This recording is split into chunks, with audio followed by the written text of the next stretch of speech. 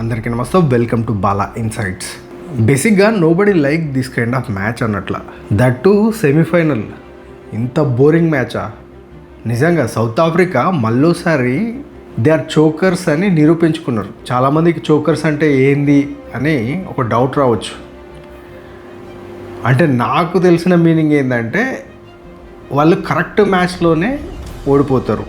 Correct match అంటే for example ఇది semifinal match. ఇది సెమీఫైనల్ గెలిస్తే ఫైనల్ గెలిటోళ్ళు, అంతే కదా. ఈ సిరీస్ మొత్తము ఒక్క మ్యాచ్ ఓడిపోలే. ఈ మ్యాచ్ ఓడిపోయారు, ఈ మ్యాచ్ ఓడిపోయి ఇంటికి పోయారు.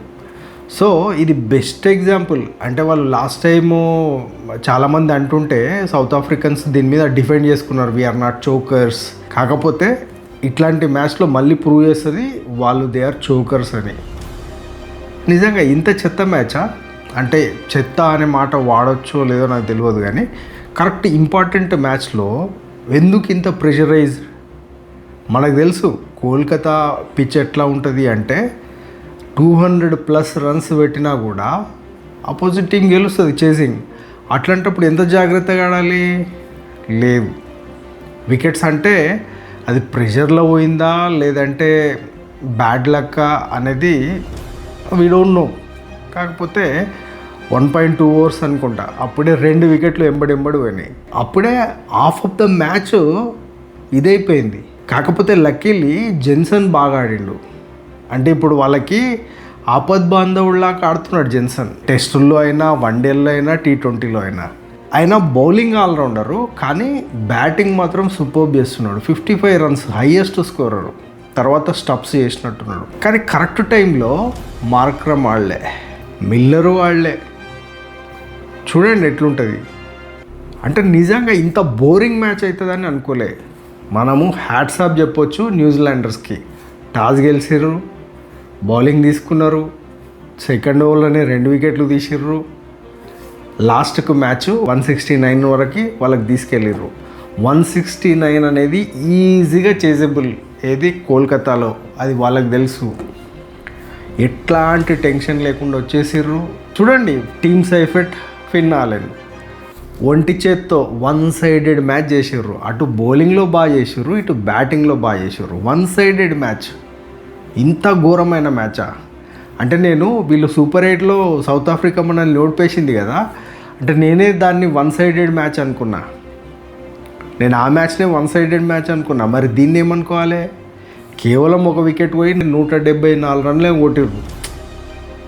33 బాల్స్లో సెంచరీ కొట్టిండు ఫిన్ ఆలెన్.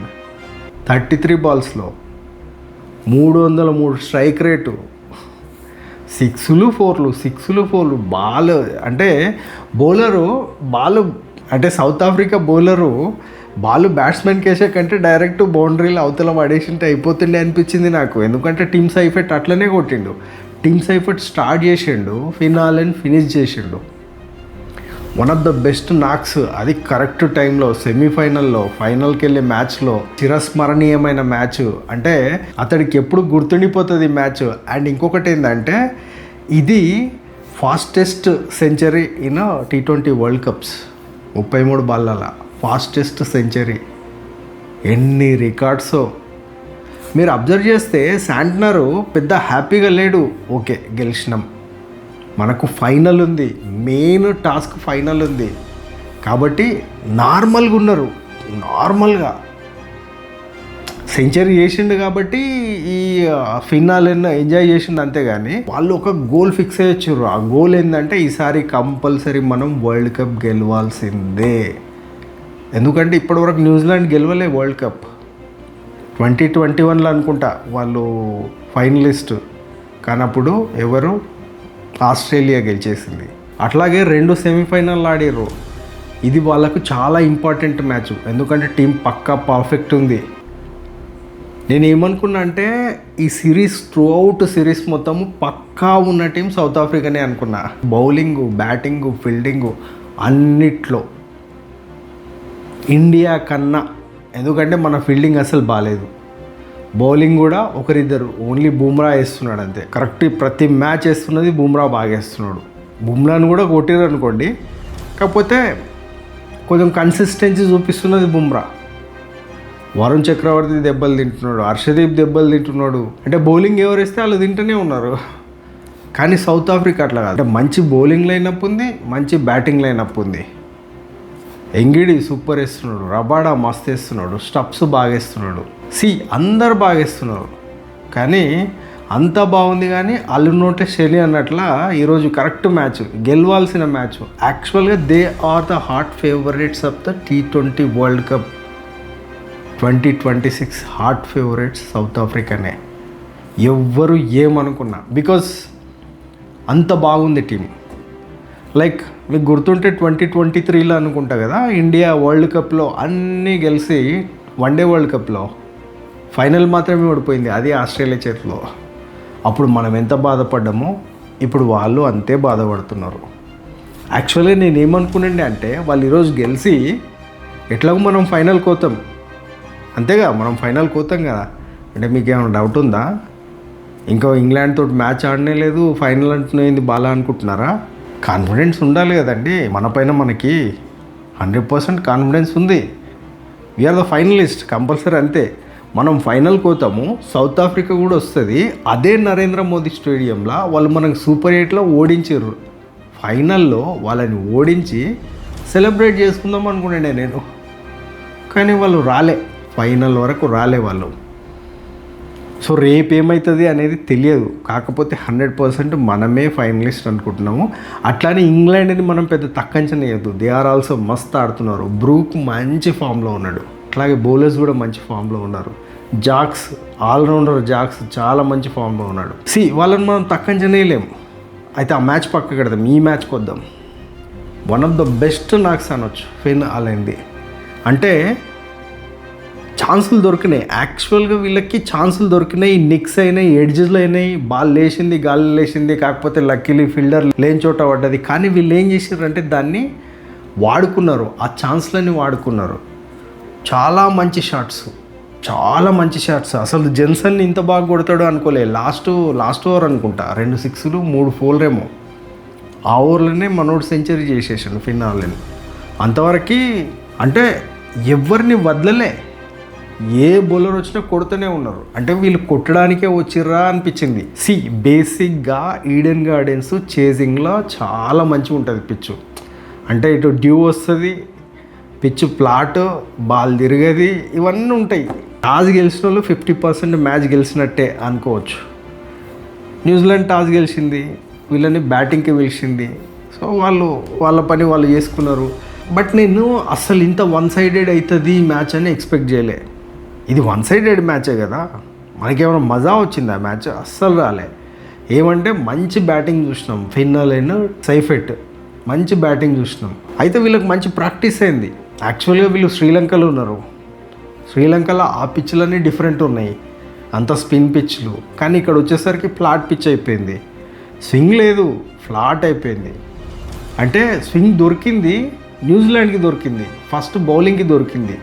మనకు తెలుసు అంటే మెల్లగా పోతారంగా పిచ్ మారిపోతుంది, అది బ్యాటింగ్కి ఫుల్ సపోర్ట్ చేస్తుంది అనేది తెలుసు. సో ఫుల్ బ్యాటింగ్కి సపోర్ట్ చేసింది. కాకపోతే చాలా బాధపడ్డాడు మిల్లరు, తర్వాత మార్క్రము చాలా బాధపడ్డారు. ఎందుకంటే వాళ్ళకి తెలుసు మేము డిజర్వ్ ఈ వరల్డ్ కప్ అని వాళ్ళకి తెలుసు. కాకపోతే ఒక మ్యాచ్ ఉంటుంది కదా, T20 అనేది పెద్ద ఛాన్సెస్ ఉండవు, ఆప్షన్స్ ఉండవు. ఒక్క ఓవర్ చాలు, అంటే కిందకైనా కావచ్చు పైకైనా కావచ్చు. ఒక ఓవర్లో 2-3 వికెట్లు పోయినాయి అనుకోండి, ఫటా. ఒక ఓవర్లో ఒక 2 6లు 2 4లు పోయినాయి అనుకోండి, అంటే ఆ రిథమ్ చేంజ్ అయిపోతుంది. అప్పటి వరకు స్లో నడిచిన మ్యాచ్ ఒక ఓవర్లో రన్స్ వచ్చే వరకు ఇంకా నెక్స్ట్ అంతా రన్స్ వస్తూనే ఉంటాయి. యాక్చువల్గా వీళ్ళు చాలా తొందరగా 5 వికెట్స్ పోయినాయి వీళ్ళు. ఆ జెన్సన్ ఆడి మొత్తం 169 వరకు తీసుకొచ్చిండు సౌత్ ఆఫ్రికా. లేకపోతే అంత కాదు, నేను అనుకున్న 140+ అనుకున్నా అంతే. కాకపోతే 169 వరకు తెచ్చారు. బట్ స్టిల్ అది హోల్డ్ చేసే స్కోర్ కాదు అది. మరి ఇంత దారుణంగా అనుకోలేవు. ఓన్లీ 1 వికెట్ పోయింది. రచిన్ రవీంద్ర కూడా చాలా బాగా ఆడిండు. అసలు న్యూజిలాండ్కి ప్లస్ పాయింట్ రచిన్ రవీంద్రనే. ఇప్పుడు 11 వికెట్స్ అనుకుంటా. బౌలింగ్ ఆల్రౌండర్, అండ్ యాక్చువల్గా బ్యాటింగ్ ఆల్రౌండరు, కానీ ఇక్కడ చూపిస్తున్నది బౌలింగ్ ఆల్రౌండరు. హెన్రీ బాగా వేసిండు, రచిన్ రవీంద్ర బాగా వేసిండు. బౌలర్స్ కూడా న్యూజిలాండ్కి ప్లస్ అయిపోయారు సడన్గా. అంటే వాళ్ళు లీగ్లో ఒక మ్యాచ్ ఓడిపోయారు, లీగ్లో ఓడిపోయేసరికి చాలా రెస్ట్రోస్పెక్ట్ చేసుకున్నట్టున్నారు, ఇది అయితే కాదు అని చెప్పేసి. చాలా బాగా బౌన్స్ బ్యాక్ అయ్యారు, నిజంగా చాలా బాగా బౌన్స్ బ్యాక్ అయ్యారు. ఈరోజు మ్యాచ్ చూస్తే ఓన్లీ వన్ సైడెడ్ మ్యాచ్ చూస్తున్నాం. అంటే ఇంత బోర్ మ్యాచ్ చూడలేదు, ఇది చాలా బోరు. మన ఇండియా సౌత్ ఆఫ్రికా ఏది సూపర్ 8లా అయిన మ్యాచ్ బోర్ అంటే దానికన్నా బోర్ ఇది. మనోళ్ళు ఇంకొంచెం రియాక్ట్ అయితే అయ్యారు, వీళ్ళు అసలు బౌలింగ్ బాల్లే పడతలేవు. ఇన్ని రోజులు పాపం రబాడా బల్ వేసిండు, ఎంగిడి బల్ వేసిండు, మ్యాక్సిమం అందరు బాగా వేసారు, కానీ ఈరోజు పడలే, కరెక్ట్ టైంలో బాల్ పడలే. సో రేపు ఈ టైంలో మళ్ళీ మన రిజల్ట్ ఉంటుంది, 100% మనం గెలవబోతున్నాం. అట్లని ఓవర్ కాన్ఫిడెంట్ ఉండకుండా కొంచెం కేర్ఫుల్గా ఆడి, ఇప్పుడు మనకు తెలుసు వాంకడే పిచ్చు సూర్యాబాయి అడ్డా అని తెలుసు, హార్దిక్ పాండ్యా అడ్డా కూడా వాంకడే. కాకపోతే ఇంగ్లాండ్ ఒకసారి మన మీద సెమీఫైనల్ గెలిచింది, చాలా జాగ్రత్తగా ఉండాలి. మన మీద సెమీఫైనల్ గెలిచి వాళ్ళు ఫైనల్కి వెళ్ళిపోయారు. ఆ విషయాన్ని జాగ్రత్తగా దృష్టిలో పెట్టుకొని ఆడాలి, ఎందుకంటే వాళ్ళు మంచి ఫామ్లో ఉన్నాడు.